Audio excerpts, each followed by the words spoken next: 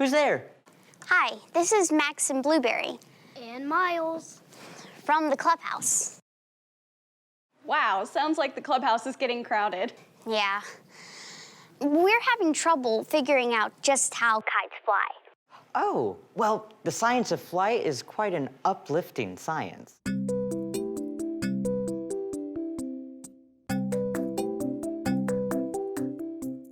Any kite can fly as long as it's working with forces. A force is something that will push or pull. Emerson, can you help us show our friends what we mean? Ready to fly. Great. So force number 1 is lift, and that is the air that pushes your kite into the sky.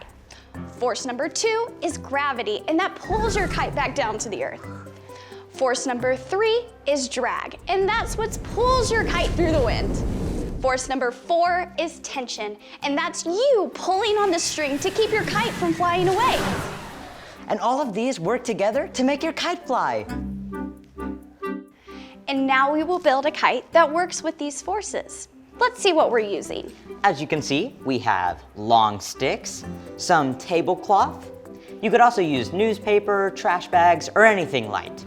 You'll also need some tape, some string, and some markers to